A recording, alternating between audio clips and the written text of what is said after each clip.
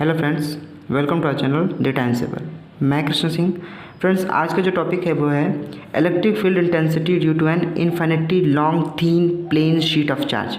जैसा कि पिछली वीडियोस में हमने बताया था कि वो लॉन्ग था पर वो स्ट्रेट और लॉन्ग वायर था, ठीक है, स्ट्रेट चार्ज वायर था। यहाँ पर क्या है, प्लेन शीट है, इस बात को देखेंगे प्लेन शीट। अब उसमें इलेक्ट्रिक फील्ड इंटेंसिटी क्या होगी, ये सभी क्या है, एप्लीकेशन है किसके, गॉस थ्योरम के। तो पहला गॉस थ्योरम के एप्लीकेशन मैंने बता दिया था, ये सेकंड है एप्लीकेशन ऑफ गॉस थ्योरम। तो चलिए बिना समय गवाए शुरू करते हैं।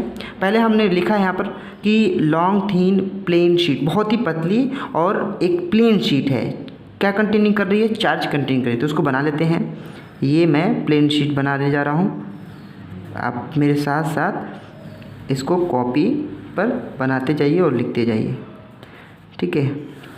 ये एक एरिया है और इसी साइड में एक यहाँ पर ये एरिया है, ठीक है।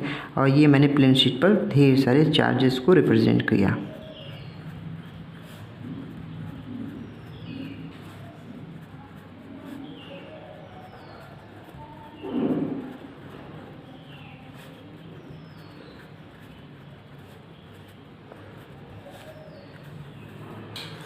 तो आपको दिख रहा है एक चार्ज शीट है, बहुत वो भी प्लेन है, और मैंने एक दो एरिया लिया है। एक पेज जाकर देखा जाए, प्लेन शीट हो, जैसे इसमें पेज को दिखाऊं तो इस प्लेन शीट पर पूरा चार्ज है और मैंने इस छोटे से एरिया इस साइड में और छोटे से एरिया में इस साइड में, दोनों तरफ लिया है।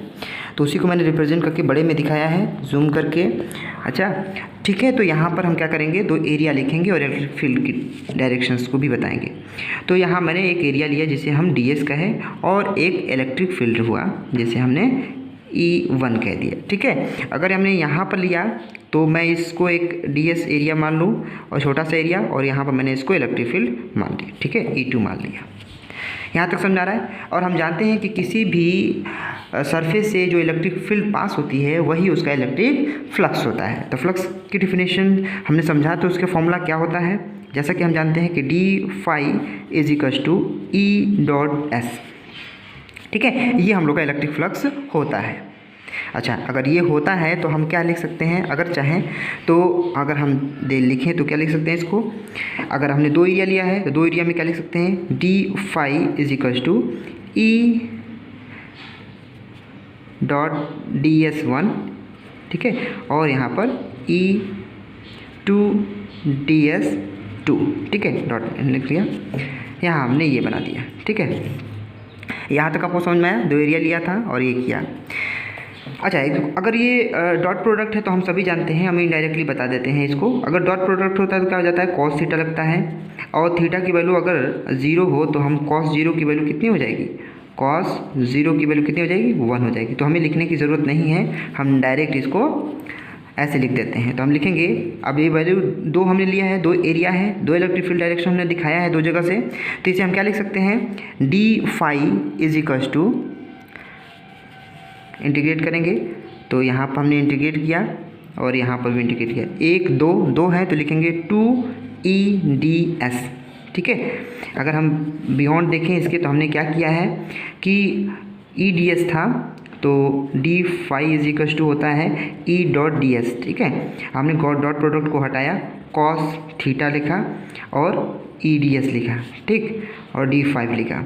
उसके बाद क्या किया, कॉस 0 की वैल्यू यानी कॉस थीटा की वैल्यू 0 और कॉस 0 की वैल्यू कितनी हो गई, 1। तो हमने क्या कर दिया, सीधे सीधे d is equals to EDS लिख दिया। अगर हमने दो एरिया इस्तेमाल किया है, दो इलेक्ट्रिक फील्ड, तो हमने 2EDS लिखा है। यहाँ तक समझ में आया आपको, ठीक है। अब हम कांस्टेंट चीज़ों को बाहर निकाल लेते हैं। तो क्या लिख सकते हैं हम, phi is equals to 2E, ये क्या है, इलेक्ट्रिक फील्ड, और ये दो वैल्यू 2 है, ये कांस्टेंट है, इसे हम वेरी नहीं कर सकते, चेंज नहीं कर सकते।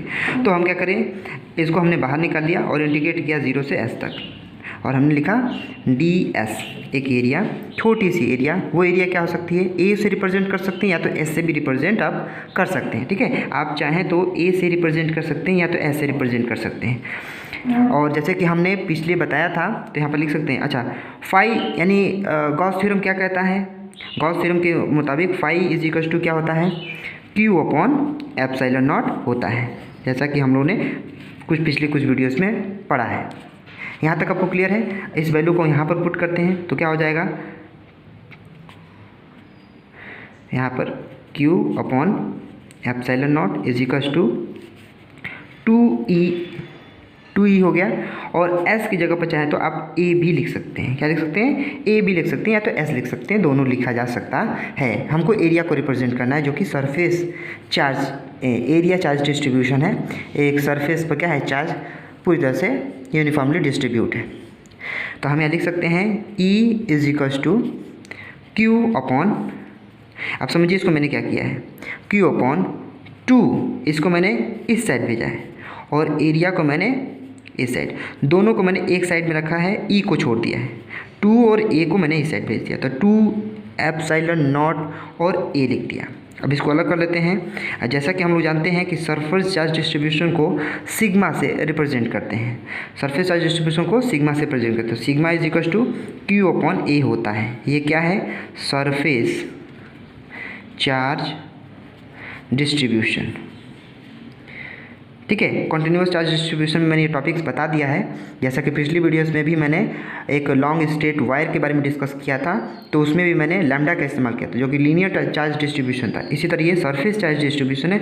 अगर आपने नहीं पढ़ा है तो कॉन्टिन्यूस चार्ज डिस्ट्रीब्यूशन जाके पढ़िए, मेरे प्लेलिस्ट फिजिक्स में जाइए और आप उसमें सर्च कीजिए कि कॉन्टिन्यूस चार्ज डिस्ट्रीब्यूशन क्या होता है और उसे पढ़िए, उसके बाद ये समझ में आएगा आपको, ठीक है। ये हमने समझ लिया। तो इस वैल्यू को क्या कर सकते हैं, हम सिग्मा से रिप्रेजेंट कर सकते हैं। तो हम लिखेंगे E is equal to sigma upon 2 epsilon naught. समझ में आया आपको। अब देखिए कितना इजी हो गया। आप बहुत ही सिंपल मैंने डेरिवेशन किया है कि किसी भी प्लेन शीट पर इलेक्ट्रिक फील्ड इंटेंसिटी क्या हो सकती है। तो हमने पूरा तरीके से एक सरफेस को चार्ज में रिप्रेजेंट किया है और 2 एरिया लिया है, इलेक्ट्रिक फील्ड लिया है और ऐसे करके हमने ये सारी चीज़ को रिप्रेजेंट करते हुए लिखा। सारी चीज़ें मैंने डाउट्स को क्लियर किया है और हमने लिखा है E is equal to sigma upon 2 epsilon naught. ये होता है किसी सरफेस पर इलेक्ट्रिक फील्ड इंटेंसिटी। किसी प्लेन शीट चार्ज पर क्या होती है, इलेक्ट्रिक फील्ड इंटेंसिटी क्या होती है, E is equal to sigma upon 2 epsilon naught. तो आई होप आपको ये वीडियो समझ में आया होगा। वीडियो अच्छा लगे तो वीडियो को लाइक कीजिए, शेयर कीजिए अपने दोस्तों में ताकि वो भी सीख सकें। अगर इस वीडियो को आप फेसबुक पर देख रहे हैं तो फेसबुक को पेज लाइक कर लीजिए और फॉलो कर लीजिए। इंस्टाग्राम पर देख रहे हैं तो उसे लाइक करके फॉलो कर लीजिए। मिलते हैं एक नए वीडियो में नए कंटेंट के साथ। तब तक के लिए thanks for watching and visit again.